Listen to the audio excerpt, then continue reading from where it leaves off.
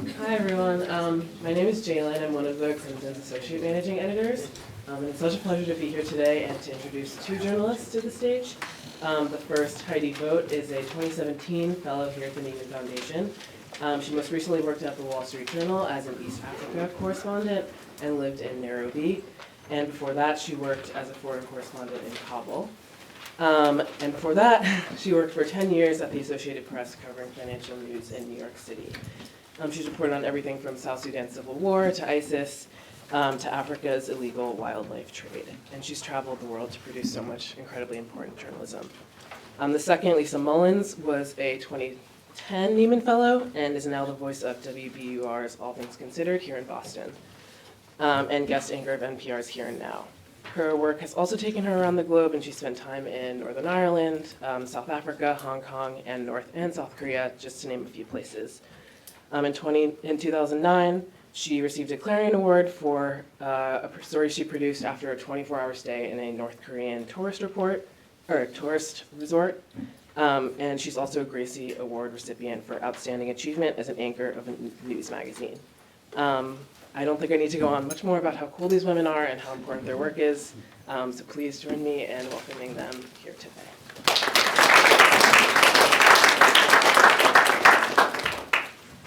Thanks. I'm Lisa. That's Heidi. And we were talking beforehand, and we realized that we have a lot of sort of point-counterpoint experience. We do the same things. We interview people. The foundation of every story that you're going to do in print, in radio, TV, on the web, whatever you end up doing, if you decide to pursue journalism, is the interview. So Heidi and I are going to kind of do a little bit of back and forth. Can you guys just check your mics are on? I think can you hear me? Yeah? Okay. There we go. Is it too quiet? You want me to move? I'll fix it. You can go on that side. Okay. So I think what Heidi and I are going to do is a little bit of a point-counterpoint. So because I work in broadcast, there are certain things that we do that are different from in print, and certain things that she's going to say that will surprise me, and maybe that I'll say that might surprise her, because you think in a certain way because of your medium. It dictates a lot of things. So Heidi, why don't you start out with kind of the groundwork on doing interviews? Okay, sure. Oh, wow, now it's really loud. Yeah. Okay. Well, I was going to start talking about just, for me, a lot of doing a good interview is about the time put in beforehand, the preparation.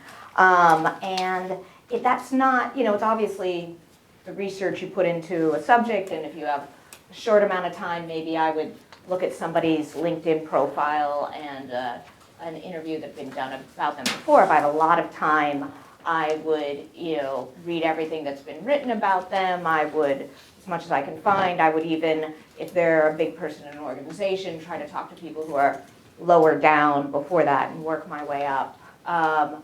But a lot of what I have to do, and we'll see how much of this is true for you as well, is also negotiating ahead of time.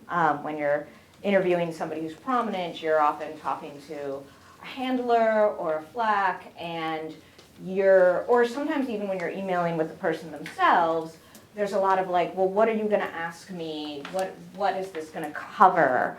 And I find that I'm often having to figure out how to strike the right balance between giving them enough information that they'll be prepared for this interview, but not going as far as giving them a bunch of scripted questions where then you're not going to get natural language from them, or in a worst case scenario, you'll actually get a bunch of answers back on email, and they'll say, oh, we don't need to do the interview. Here's all your answers, which has happened to me before. So I sort of look at that as this sort of trying to make sure we're in that right mode before we go in. Also about, the terms of how much of this is going to be on the record and off the record, that sort of thing, so that we sort of are starting from a shared spot of like, this is what this interview is about, and we both know where we're starting from. What would you say? It's interesting because in broadcast, when you ask somebody to come on the radio, let's say they're coming into the studio, so there are different types. One is in the field, if I'm interviewing you guys here, that's one thing. But when I put the microphone in your face, you know, okay, we're on the record. I'll say we're rolling tape right now. So those of you who work in radio, as I know you do, imagine the same thing is very true for you.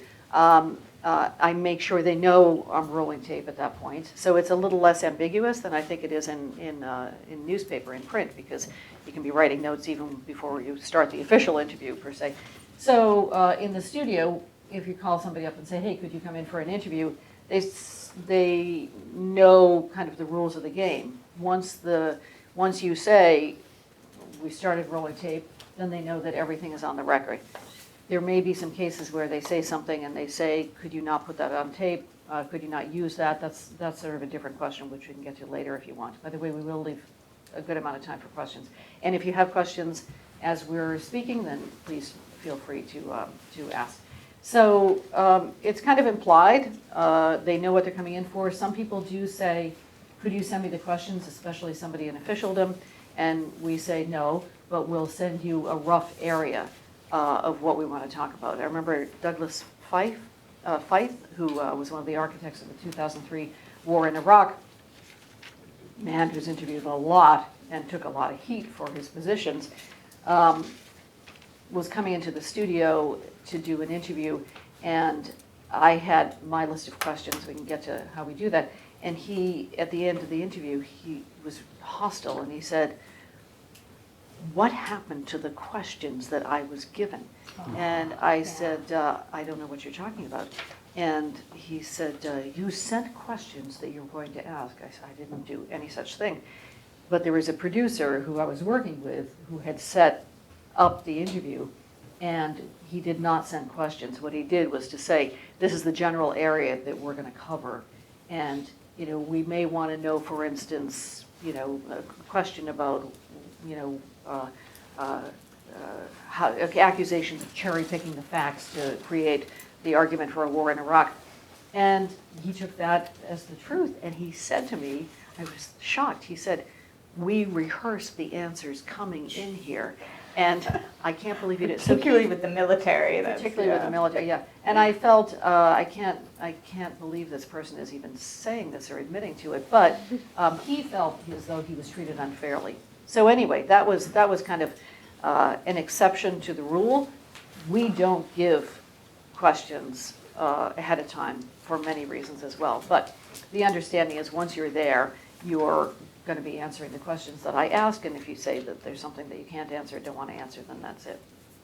Yeah, well, and I'd say, I do that sort of ahead of time, but then the first thing I do when I sit down to start an interview, and this is because it's more ambiguous when you're a newspaper reporter, is I go through all of that again.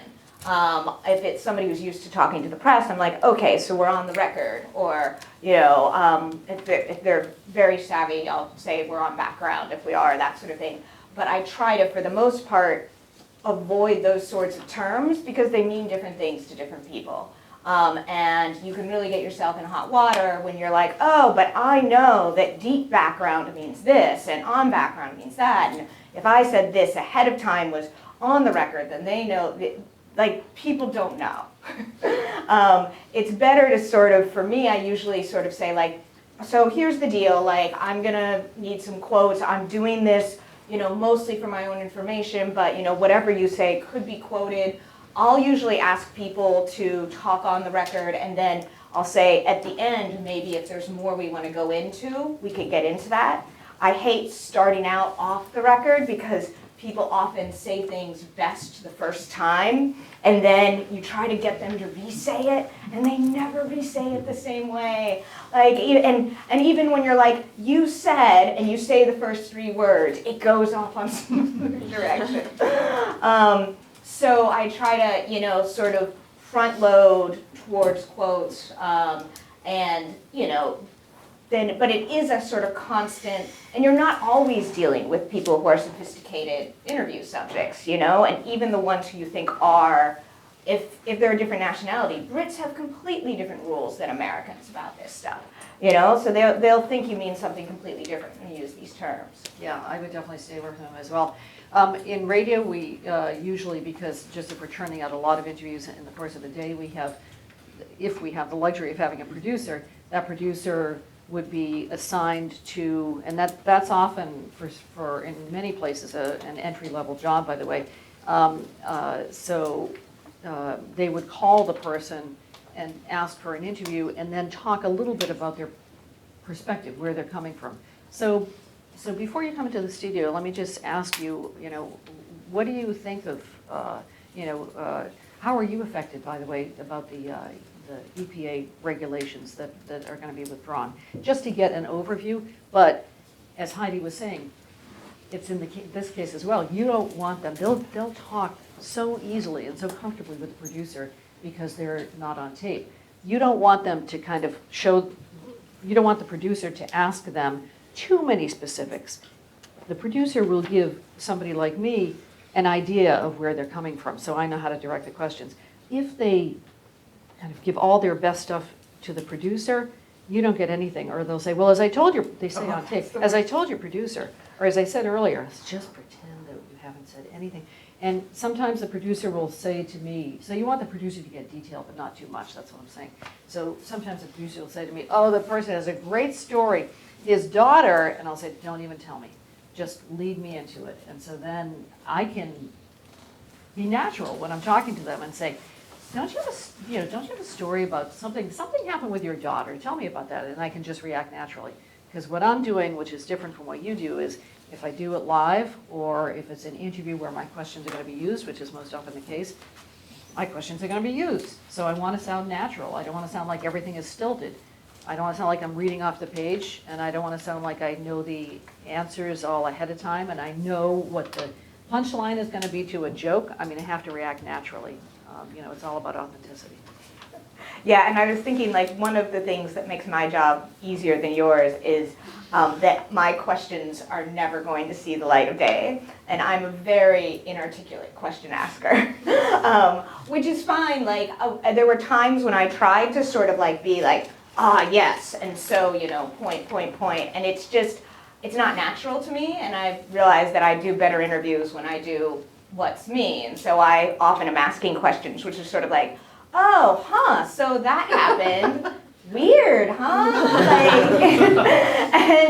And it does end up evoking more natural responses. Like, once again, like, so much of it, right? It's like, how do you just get people to talk like they're talking to people? Because people like to talk like they're being interviewed, and that's just the worst, and it's that, the question that, like, you learn to ask early on that I still use all the time, which is, explain this to me like I'm in 4th grade. Like, just, or you're saying it to your daughter, or you're just, please, like, just take everything out and talk to me.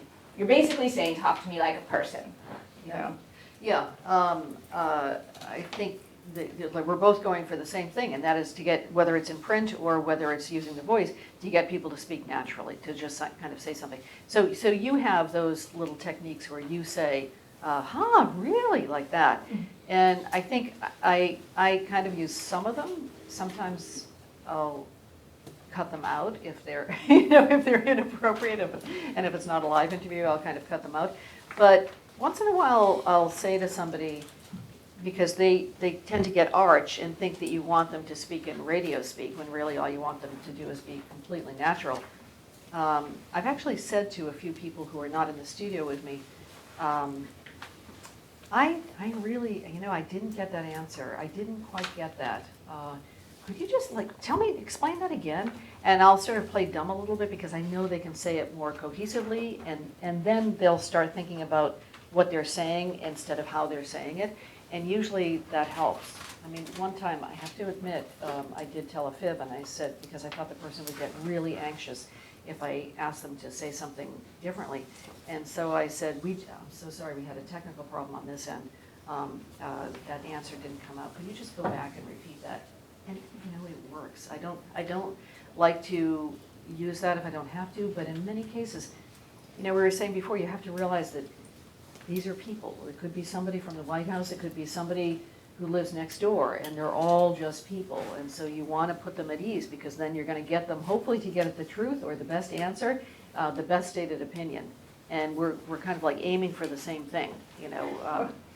Well, and there are times when I've had an interview subject who is being very stiff and sort of in that mode, and I'll do some things in order to try to just loosen the whole thing up. Like I'll start telling some personal story. I remember once I went into like some like interview with an ambassador, and it was just really like, so I started talking about how I was like hungover from the night before. Like you just, like it's sort of like, hi, I'm here. I'm a person, we're both people. Often it's not to that extreme, like I'll talk about my dog. I love talking about my dog, everybody loves dogs, you know, and, you know, or just things to remind them that I'm a person that allows them to start acting like a person too.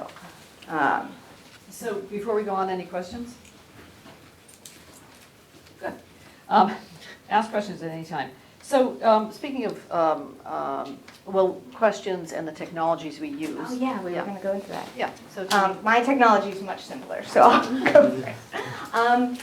But everybody's got their own techniques. For me, I think the most important thing is whatever you do, that you've got backups of however your process is. I am always taking pen and paper notes, which is both getting down quotes and, you know, making notes on other things I might want to mention about how they're reacting or the scene, or often as I'm going, a question occurs to me and I'm like, have a whole column of questions I want to get to. I usually use just a regular old battery-powered voice recorder because it's really simple. It's hard to mess those up. And I carry spare batteries, and sometimes you forget the spare batteries and the voice recorder stops working.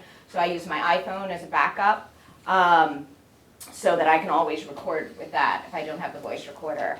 The recording itself is often just a backup for me. Like if I really know what I'm going into that interview for, and if I have a time crunch, which is the thing that defines so much of how we end up working, I'll have that quote in my notebook that I want to use. But I often need to go back to that backup, and not being able to record gives you a lot fewer options in terms of what you can use. can I ask you a question about that? Do you have to use the audio for anything besides your notes? Like, do you have to put it on the web? No, I'm not worried about the quality at all. If I, every once in a while I do things like that, but I'll do it completely separately. You know, I'll say, oh, I actually need to get some audio for this thing we're doing with a video and a podcast, and then I'll do it separately because I'm just not that good at multitasking. So for me, it's all about the audio. And so I'll bring my little kit with me, which when I first started out in the business, it was a big honking kit. It was horrible. But now, I mean, as you know, the equipment can be as small as a tiny little micro disc. Or you can use your iPhone. I never thought I would be recording on my telephone, but sometimes you get pretty good sound that way. But ideally what I do is just use my small kit. I bring in a couple of SD cards. Usually it's battery operated. As you probably know, they go through the batteries real fast, so you have to keep extras right on hand because a lot of times if you're in the field, people don't want to wait while you replace your batteries. Some people are amazingly patient about that. I can use the internal microphone if it's like a kind of a hit and run interview, the internal mic on the tape recorder, and they're really good. I used to always think, oh, it's just newspaper reporters who don't worry about the audio that they use the internal mics. But, the internal mic, I've gone on international trips where I've only used the internal mic because the microphones tend to be too heavy to carry. Otherwise, I would use the external mic, which is a very good one. And so the only thing that I have to balance is, like, if I'm interviewing you, I have to be close enough, so usually about 5 inches, be close enough, watch the levels, and listen to what you're saying so I can do the interview. But also, sometimes people are plosive-y. Believe it or not, it's kind of a cultural thing with some people. They're plosive-y or not, the way they speak. So I've got my headphones on. Always wear headphones. They don't have to be the big, huge ones, but always wear headphones because you've got to make sure that you're recording.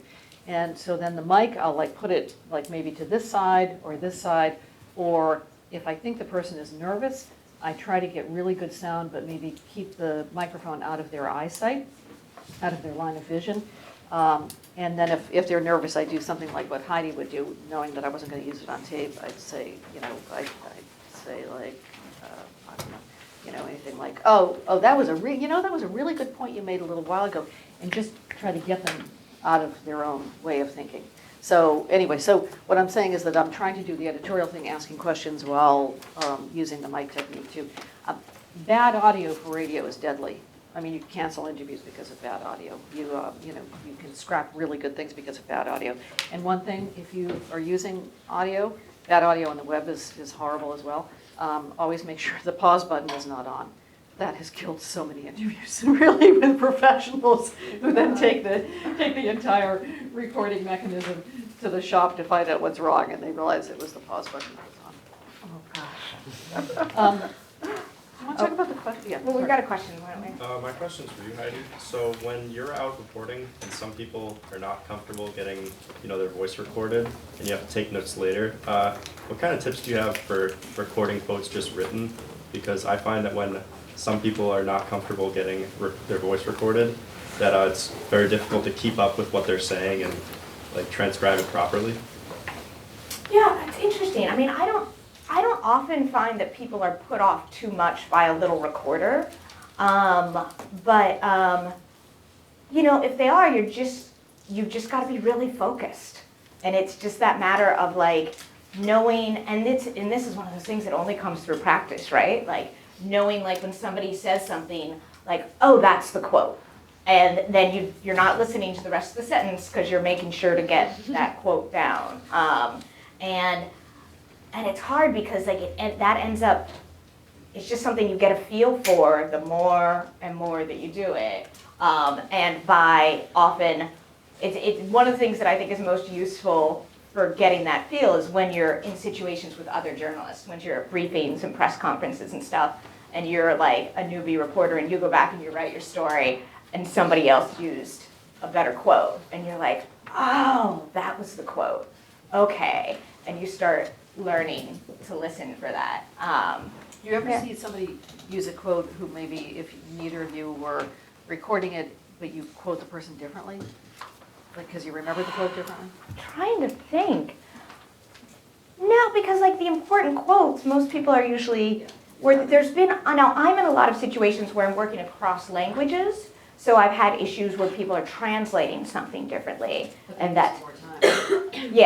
Yeah, but it's people, and with very important sort of statements from the Afghan president, the way it gets translated, and we'd have completely different competing stories. So that does happen. Can I just say something based on my much more limited experience doing things internationally with a translator?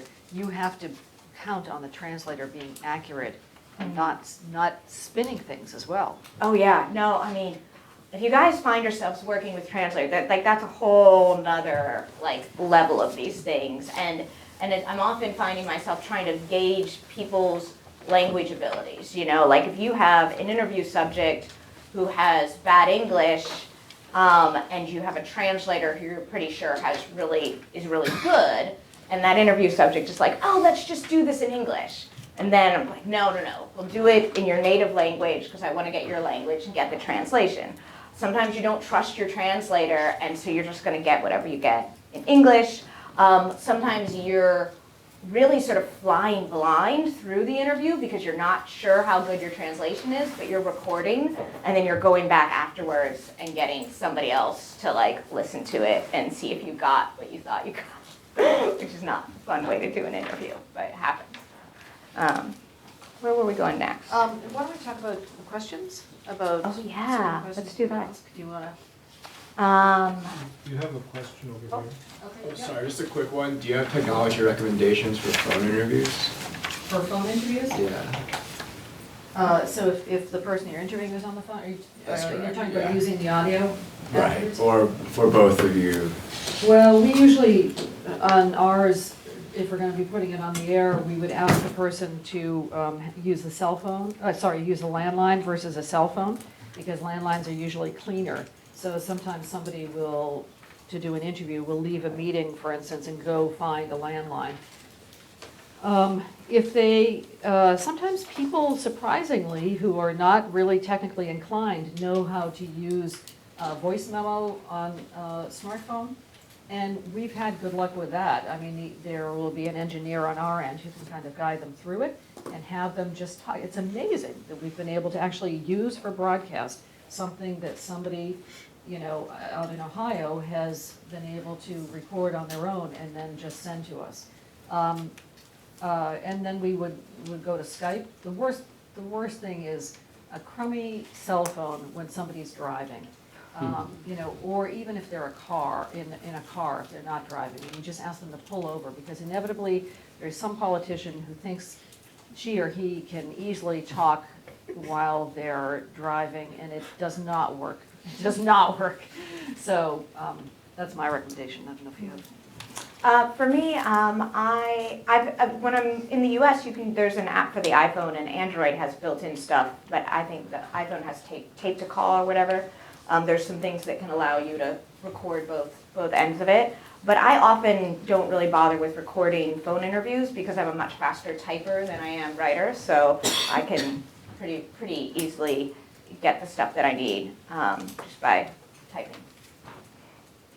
So in terms of writing questions for the interviews, there are some interviews, and we'll talk about this as well, some interviews that you have almost no warning on, you know, for breaking news. And so what I try to do, if I know that there's somebody who's leaving this room and I really want to get them on something, I probably won't have time to write anything down, except maybe their name.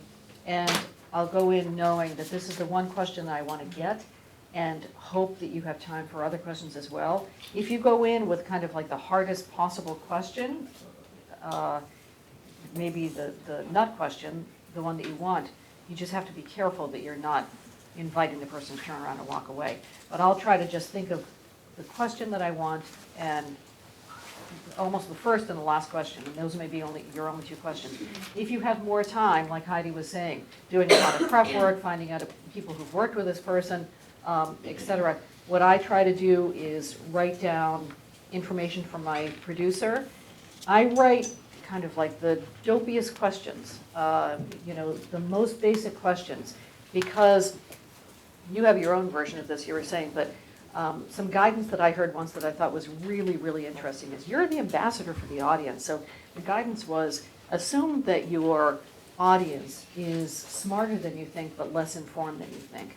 So I don't mind saying, you know, why is the fighting going on in South Sudan? Why is there a genocide there to begin with? And the person doesn't have to give a long answer, but hopefully an abbreviated answer that will give everybody in your audience a starting point. Or even as you go along with the interview, you know, I don't know if you know, does anybody know Shirley MacLaine? Actress, she's in Downton Abbey, she's a longtime stage and screen actress, Ellen knows her.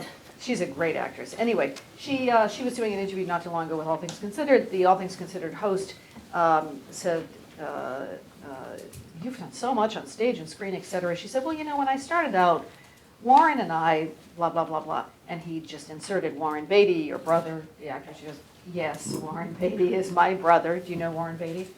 Big actor, who messed up he wasn't his fault, he messed up the Academy Award announcement for Best Picture. But anyway, but he did that, and that's just a simple example of, you know, not everybody in the audience will know who these people are, so you have to kind of fill in the blanks a little bit. So that guides my questions as well. I'll list maybe, depending on how long I have with the person, 8 questions. I'll make sure then that I star 4, and I'll make sure that there are 2, if I only have 2, that I definitely ask. And I want a beginning question and then question. And then, as everybody says, you want to say at the very end, what didn't I ask you? Or when you leave here, is there something you wished I'd asked? Or what else should I know? And that usually yields a very good answer. Yeah, yes to all of that. And you had your version, you said that an editor might have said. Yeah, well, there are 2 things. I often am sort of dealing with my own sort of internal monologue, and particularly when I was starting out, of sort of like, oh, you know, is this too stupid of a question to ask? And there are 2 things that I sort of coach myself through with that. One is I remind myself, well, I'm a relatively intelligent person, and if I have this question, somebody else must have it too.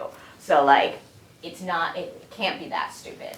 And the other thing is that sort of getting myself ready to ask a question that I know either it's gonna maybe come across as stupid, or it's just that the interview subject isn't gonna like. And just, I always have had enough editors doing this. I go back and think about me coming back to the newsroom and my editor saying, so why didn't you ask X? And I'm like, right, if I have to ask this. And I often, if it's a very combative question, you guys probably do this already, is you can couch it that way. You can be like, look, I hate having to ask this, but you know that my bosses aren't gonna let me out of this, do this interview and not ask you about this thing. Or when somebody's saying something really offensive, I will sometimes sort of say, you need more details about it. You're sort of like, okay, right, but I mean, some people would say that that's like genocide. I mean, some people might, because it's this weird situation where sometimes your interview subject is really telling you awful things as if they're normal, and your job isn't to fight with them, but your job is to get as much sort of information about that as possible. And it can be very uncomfortable, but that's sort of what you're trying to do. The other thing I would say is, in addition to sort of going in with a few like, here's the question, if I think I'm gonna have the opportunity to make news with this interview, I really will have gamed out some questions, usually with like my editor or my bureau chief. Like we're sort of like, we'll sit there and we'll be sort of like, well, if we ask this, we think they'll say this. Is that something they've said before? Yes. Okay. Well, how about if we ask this? Oh, we don't know what they're gonna say. Okay, let's, so there will be a few questions if you think you're gonna have that opportunity that'll be very scripted out about like, this is the thing I need to know, and this is how I hope I'm gonna get you to say something new. Yeah, I think part of the idea is to make sure the questions aren't all random, they're not all standalones, like just as the case with a script, when you write a script for radio, you want every sentence to logically follow the next, so that one builds on another, so you always are, you're basically in constant motion, you're propelling the conversation in interviews, so one logical thing after another. And that helps you if you're going to be using the questions on the air, because you can make it more of a conversation now than so Heidi, I ask you this question, then I'm kind of like standing back waiting for you to finish, and then I ask you the next question, and I'm standing back waiting for you to finish. You want to make it a conversation, and those are the best audio interviews, I think, as well. They kind of like follow like a conversation, and then the person says at the end, like, were we just interviewing? And, I mean, they know that because the mic's on and all. But I think that really helps. And just in terms of what Heidi said about being aware, do we have, Christine? Oh, yeah. I'm here. Oh, so, can I just play, this is the show that I used to work on, an international show called The World. We had a sub on one day who was interviewing somebody with the Taliban, and that is a Taliban spokesperson. And this is just like being present and listening, of course, really hard, and taking advantage of an opportunity when you hear it, even if it sounds like it's so kind of innocent. And whenever they come, then the real war begins. Are the Taliban in contact with Osama bin Laden? Yeah, sure, he is in Afghanistan. Where? We cannot say where he is, but he is in Afghanistan. So if he had come into the interview saying, by the way, where is Osama bin Laden? Nothing would happen. There was a little, so he was prescient enough to say, like, where? And boy, don't you wish he continued the answer. It was so close. But that's just like, being on your game through the entire interview, like not spacing out. I'm just trying to think if there's, well, we have you up there. There's like one other little bit of, just because we don't have too much time. You know what? Do you mind if I play the bishop? Yeah, Okay. go for it. So this is an interesting thing. While you want to have a conversation that's going and sounding like a conversation and be as natural as possible, both for print and for radio, you also want to make sure.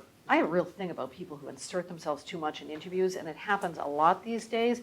And it used to, and I used to do this as well. It used to be that you would, because you were there in the conversation, that you would think your audience wants to hear you go, oh, react to everything, And you probably do this too. like you want to give somebody an acknowledgement of what they're saying, and yes, please keep going. But I've learned even in radio to do it just nodding, or sometimes I'll just go like tell me more, like what, without saying what. But you have to let things breathe when you can. If it's not sort of a rat-a-tat interview, let there be silence. Let the person continue a thought when you can. I have the luxury, if it's not live, to cut out silences, awkward pauses if I want to, but you don't have to. And if you just sit back and let someone go with their thought, sometimes you get really unexpected rewards. So there was Hurricane Mitch struck Honduras in, was it the late 90s? I have to look up the date. We interviewed for the radio station an Episcopal bishop. Bishops are great. I mean, they always have priests, bishops, people, clergy usually can speak very well. This particular person is not an official, so we didn't want to get all facts and figures from him. He did give us some, but people don't necessarily remember facts and figures. They remember stories. So he's telling us this story, and I just prodded him slightly to tell us a little bit more. And all I had to do was like slightly prod, and then just like listen. Which one is it? Leo Friday on the far right. There are people that were our sisters, our brothers, people that lived with us. They're gone. They're dead. We know they're dead. One person from our church was found, tied to a tree. He thought that by climbing the tree, and tied himself, the waters were not going to rush him. Well, the waters went higher than this huge tree, and it's horrible. It's like written out of Dante. I understand that part of the problem now is simply trying to recover the bodies.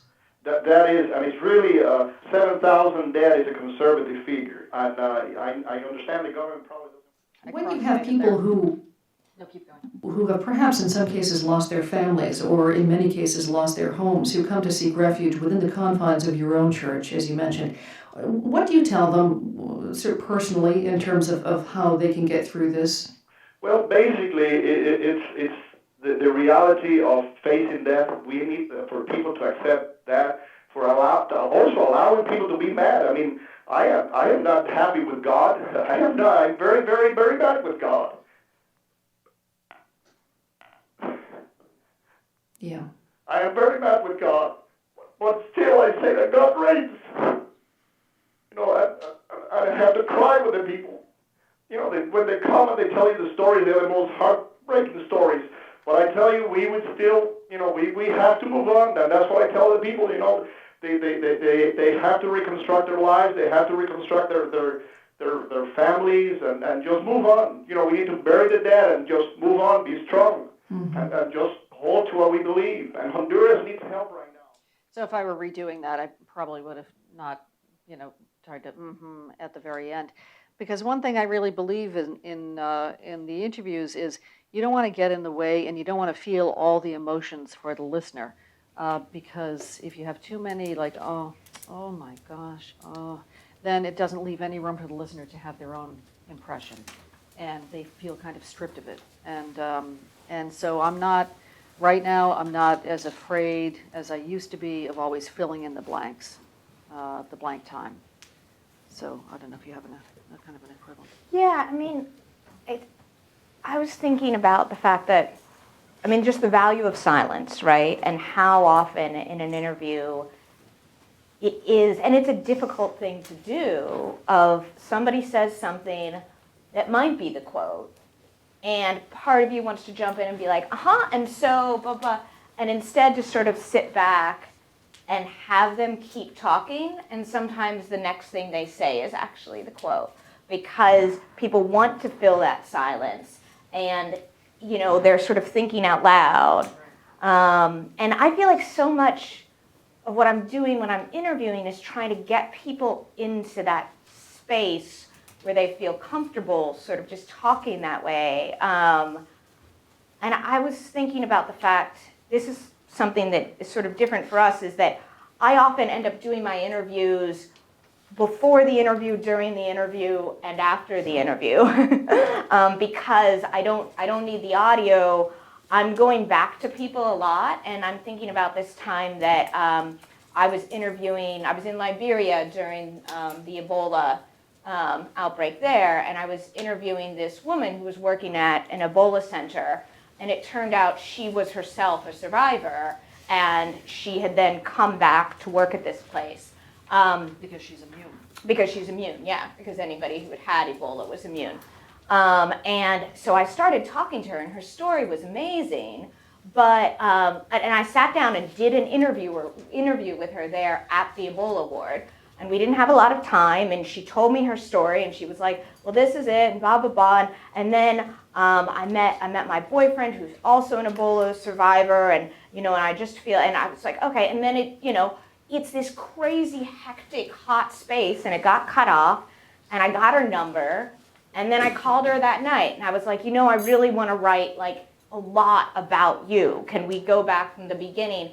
And there's something that I find, often I'll get my best quotes later in the phone follow-up, because people are very relaxed, and there's something so intimate about talking to somebody on the phone, sometimes even more so than when you were talking to them in person. At this point, she wasn't at work anymore. She was at home after dinner. She had time. We talked for like 30 minutes and then 30 minutes again, and it ended up being a whole profile of her that I never would have gotten in the original spot, And so, like, I encourage you to sort of think of an interview, if you have the ability to spread it across all these different mediums, as something you can do that way, because it's about getting the best piece of information.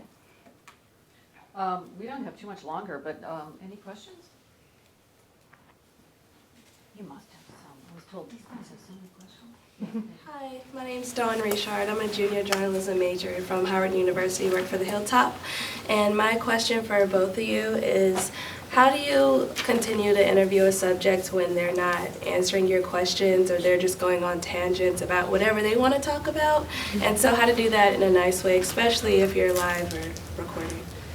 I won't play for you the interview that I have that Terry Gross of Fresh Air, who we both adore, did with Gene Simmons of KISS, where he just wanted to talk potty mouth and prostitution and how much money he had and all that stuff.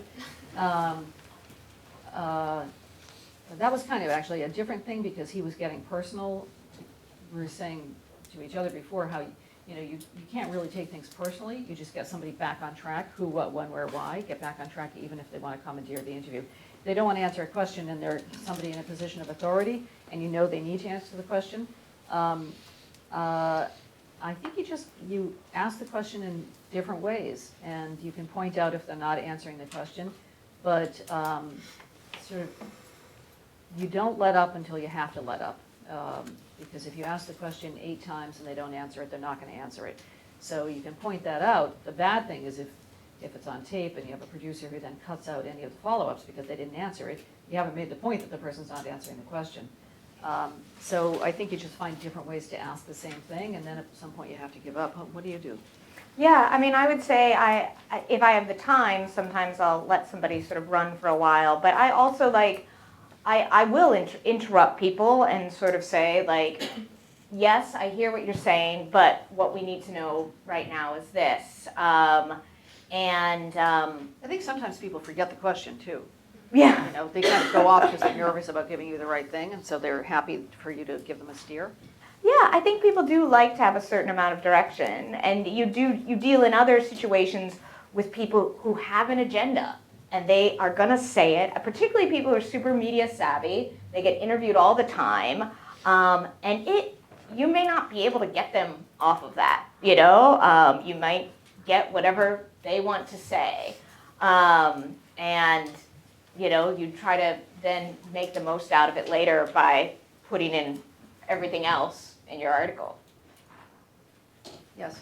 One thing I would add, one tip for interviewing officials that tends to work is if they have an antagonistic relationship with the media and they're going at you because you're a journalist, is remind them who you're representing. So you say, what do you want to say to your voters about this issue? Or if it's a school official, what do you say to the students who look to you for answers? So you just remind that official that it's not between you and them.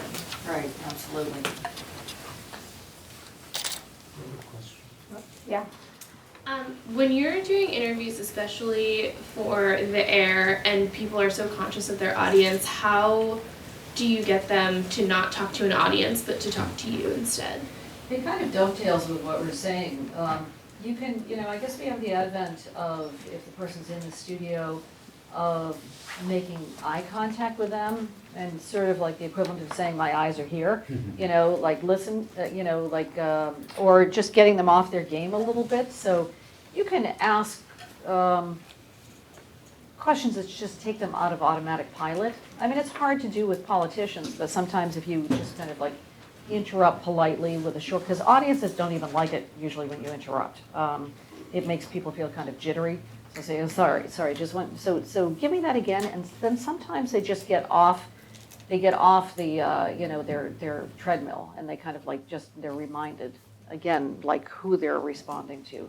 It's kind of like keeping it as natural as possible in a really unnatural situation. Do you have any thoughts about that? No, I think we have another question? I have a question. My name is Kara Hackett. I'm one of the associate editors with the FAMU and Florida A&M's campus newspaper. And our school is in Tallahassee, Florida, which is our state capital. And a lot of our students, they have issues with reaching politicians just for regular articles. So my question is, when you're trying to interview officials, and I guess like they can't get into, they aren't getting these interviews because they don't see the credibility of student media. So what advice would you have for the three of us to take back to our staff? Yeah, I mean, that is a hard one. I certainly had a much easier time getting interviews when I suddenly had the AP or the Wall Street Journal behind me. But even with that, there's a certain amount of marketing that I think gets done in those first few emails and calls to like the flacks and stuff of sort of like, remember, here's all the people who read us, here's the different ways that like, here, and it doesn't always work, but there is a certain amount of selling your publication that happens when you're trying to get that interview. And saying, it's important for you to, in this case, get this message out to students specifically and out to us and to that sort of thing. But yeah, I mean, it's difficult. And I mean, I got turned down for so many interviews, and sometimes you hit somebody on a good day and sometimes you hit them on a bad day. It's certainly helpful to recognize that first person you come in contact with in trying to get that interview has maybe more power than you're thinking about. Like they know that person. They can try to put in a good word or not. And I have befriended a lot of flacks over the years who are sort of like, like they're then pushing for me to get to talk to that person. And They like you. They like me, and I'm like very politely insistent, and I'm sending a text like, hey, remember, like you said that your boss might chat with me. I've just got a couple questions, 10 minutes max. You can always stretch 10 minutes. Yeah.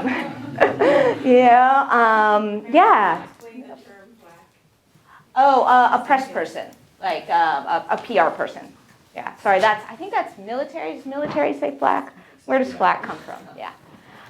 And I have a suggestion too. Maybe you can, if you need to kind of build a case for yourselves, just remind them in the request, here's what we do, and we have, people of voting age or about to be voting age who really want to know blah, blah, blah. So they'll see the benefit for them. And I wonder if also maybe at the beginning of a semester, especially if it's a new staff, if you want to meet with them. I mean, you're meeting as constituents in a way, but also as reporters, and just have it'll be a very quick meeting, 15 minutes just so we know you know us, et cetera, and make friends with the PR person as well. But they have to see the benefit in that. And these days it's strange, but like a lot of politicians or a lot of people are going to what's considered smaller media because they I don't know, just to be different, just to be kind of iconoclastic, I guess. So you might be able to use that in many ways. But I think a personal relationship does help. So if you can introduce yourselves, if they trust you, they know you, maybe they know you by name, they know who you are, they know that you don't have ill intent, I mean, that doesn't mean you can't ask very hard questions, and, keep people honest, but, they know it's not just like, we're not looking to disrupt your reputation, and we know what we're doing. We're very professional. We have interviewed so-and-so prior. It's a problem that even like small market, radio stations, TV people, et cetera, have. Or public radio. I work for public radio. The show I work on nationally, the show that I work on the national basis is one of the top news shows in the country. But there are some people in some parts of the country who don't know what public radio is. It's nothing. And so that can be a problem, Yeah? Oh. Hi, my name is Damon Arnold. I'm the editor-in-chief of the FAMU at Florida A&M University. And I couldn't help myself but ask, what's your take on ambush reporting? I've had a few times where I've had to just kind of show up because my calls weren't taken and I was just really pressed for time, and what your advice would be in that subject. You want to like the ambush, because what was the question that you were asking? How do you feel about ambush reporting? Because some people are caught off guard when you just show up, but sometimes they don't leave you any other choice but to do so. If your calls aren't going through, unanswered emails, there's just no point of contact besides just showing up in person. Is the person a public official? Yeah, public. I've had an instance of a public official. I had one where I had a story about a pedestrian who was killed, and I was trying to interview the family, and I was kind of pressed to make certain moves at that point that I didn't want to do, but I did it anyway. You went to the house? I went to the funeral. It was the only way I could catch it. Well, in the online, when they first disseminated the story, they only put his first name out there, first name and last name, but he didn't have any social media handles. And the only way that I could figure out to get to him was online, and the side it had his funeral arrangements where the funeral home was catering to their needs. So I called them and asked them if they could have them get in contact with me. And I never heard anything, and I was rapidly approaching deadline, and it was either do or die. I was either let the story die or to go and get it, and so I went for it. It's one of the craziest things I've ever done. But and what happened? Well, I ended up getting the brother and the sister to speak. Well, I called one of my mentors who was a lead anchor at News Channel 8 in Tampa Bay, and he said, well, just try to get some friends of the family, and that would be easiest. So I went and I asked, and most of them weren't willing to talk. And ended up talking to the funeral director, and as I was speaking with them, two of the family members happened to approach, and they thought that I was a part of the funeral staff. And they were like, oh, thank you, for all the services that you've done. I was like, well, I'm actually with, News 20 at 5. I was like, and I just want to know what your loved one's legacy, what you would like it to be, and if you'd be willing to talk to me. And they were more than willing, and so they gave me a great interview. What do you think? I mean, I think the way you ended up handling that sounds really good. I mean, these sorts of situations are really, they're so difficult. Like, it's some of the most difficult stuff in journalism. And I think I always ask myself, is this necessary? And it's not just, is this quote necessary to this story, but is this story necessary? Like, because part of treating everybody you're interviewing as a person is not just about high-ranking officials, it's about the individuals who aren't used to talking to the media that have an obligation to. Yeah, and that you want to respect, and that you want to think like, is this, and knowing that there's a line there, and knowing what it is for you, because if you don't think there's a line, then that's the problem. Because we're trying to get a story out, but also trying to treat everybody with respect and think about how they, and you ended up in a situation here where you weren't, you were there at the funeral home and they came up and you had an opportunity and you seized it, right? That's completely different than if you had at the service been like, hey, excuse me. Yeah, a lot of it's how you do it. Yeah. And it sounds like you handled it very well by going through the funeral director as kind of the broker. Yeah, and brokers are great for that sort of stuff. Yeah. If you can get somebody who's sort of like, okay, I understand where you're coming from. Let me see if I can get you talking to these people. What do you think? No, I totally agree. I was just going to say, because I think our time is Oh, our wow. time up, Samantha? Yeah. I just wanted to say, for me, when I was coming out of school, I felt like interviews were the thing, even though I took lots of classes in communications. I went to Simmons. I thought that it was the thing I felt least comfortable with. I felt like I still don't get it. And now I feel like, you don't always hit a home run, but I feel much more comfortable with it now. I don't know if that's the case with you. Yeah, God, they used to terrify me. Yeah. Yeah, now it's just sort of like, well, I guess this is what I do. I'm curious. I'm going to ask some questions. Let's sit down and go. So. Thank you, guys. Yeah.